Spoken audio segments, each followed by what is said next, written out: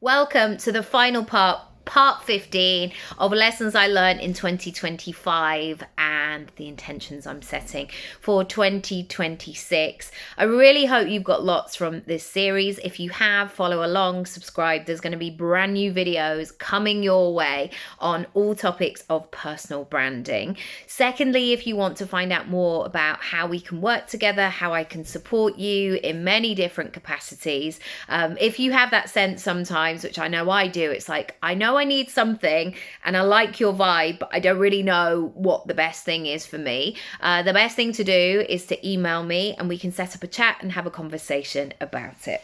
So let's go. Final part. Number 7, continuing on from boundaries. People will continue to say yes to your generosity. Always. I really noticed this when I had, I guess, the difference between my first kid and my second kid. My first child, I did not know what to expect. I also had a really, can I say traumatic? I'm just going to say traumatic so I don't have to go into all the details. Time around the birth. Unexpected and quite a lot for... It was all quite a lot. Let's just say that. And yet, people wanted to see the baby. People wanted to show up my house. Clients, or not even clients, like acquaintances. That's what it was. Acquaintances, like people I knew vaguely, somehow were then in my house. Somehow were like, what are we having for lunch? Because I want to tell you about my new business. So many things I almost like let slip, or I said yes to, or I opened up my heart and my time and my house when I had a baby and in those early days, and I just shouldn't have done it. And I think that we have to be clear about who we are and also who we need to be in that moment. And I always want to be that person who opens their house and their heart and their time and is generous. However, sometimes the season or the moment or the day that you are in, you just don't have that capacity. So when I had my daughter in 2019, I felt like we locked the doors and we did the bare minimum and we just enjoyed those first few weeks, months, and then of course we had a national lockdown. So I mean, yeah, that was given to us anyway. But honestly, I felt so much better that way. And then later on, now they're 6 and 10, I have more capacity. I can be open and willing again, and it's great. How does that land for you? I would love to know. Number 8, delegation serves the world. And it allows other people to learn a skill. They also get the most rested version of you. And you get to share the load. And they get to build independence. There is such a weird thing that goes on. And I'm sure it's happened lots in many houses. I know that it happened, when I was growing up. The mum would do everything. Don't worry, mum will sort it. Mum will fix it. Mum, where's my thing? Mum, I need this. Why haven't you done this, mum? Mum, I said I wanted all of that on that one person in the house whilst other people rested. Whilst other people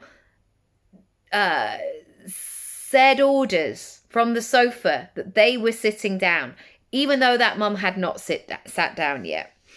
I think that this can show up in so many ways. It can show up in business, it can show up in your family, it can show up in the mental load, it can show up that you're somehow always the person who does the collection in the office when somebody leaves.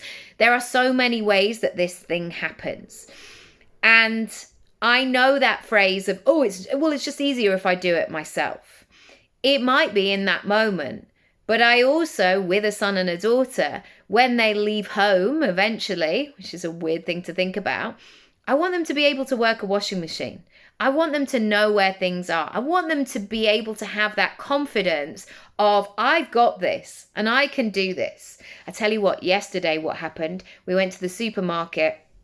And I'm always like, I hate that thing when I fill all my bags and then I put my keys to the bottom of the bag and then I have to say all the shopping out on the doorstep. Instead, I gave my keys to my 6-year-old daughter. Some people might be like, you gave your house keys to a 6-year-old? She took care of those like it was something that was alive. She held them and she was like this. And then we came through the door and she was like, that felt really good to do that. I feel really confident doing that.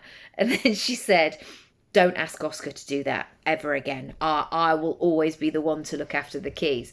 And I love that for her because she built that label. She built that identity for herself. I am somebody who is responsible. Whenever you're worried about delegating or putting other people out, I want you to look at where you're putting yourself out. Where you are riding this wave on your own and you're not supported. Imagine what could happen if you were supported in this moment. Imagine what could happen if at the end of the day, you're not that frazzled version of yourself.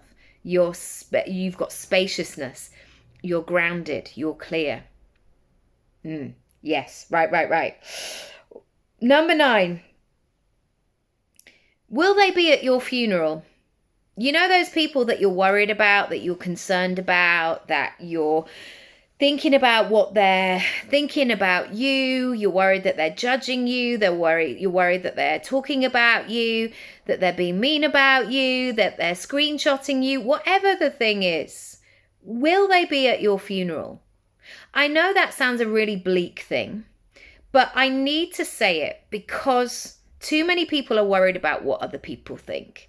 And they are letting those imaginary or very real situations get in the way of them living their life.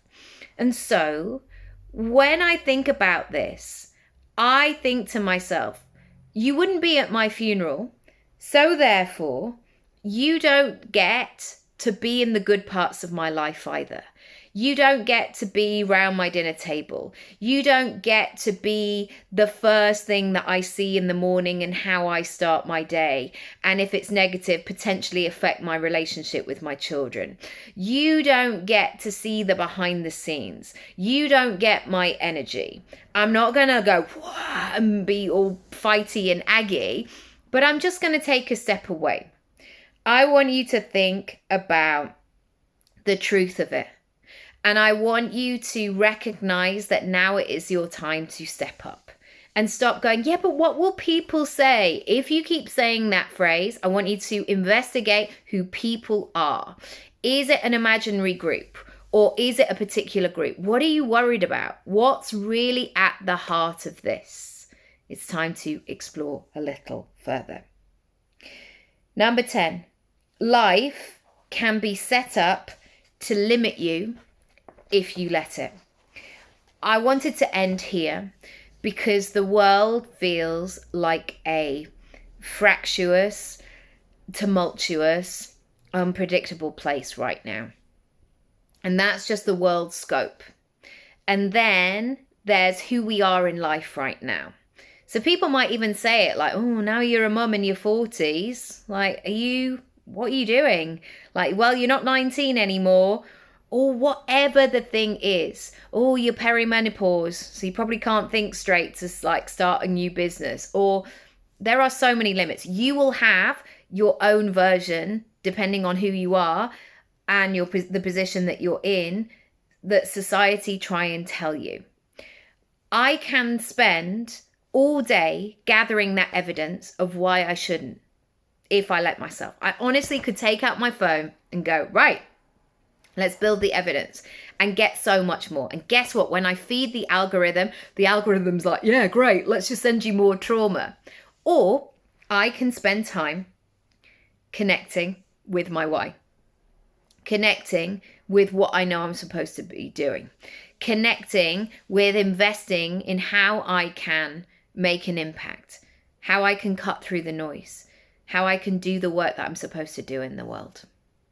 And that's where I'm going to leave you as we enter into 2026. Thanks so much for watching.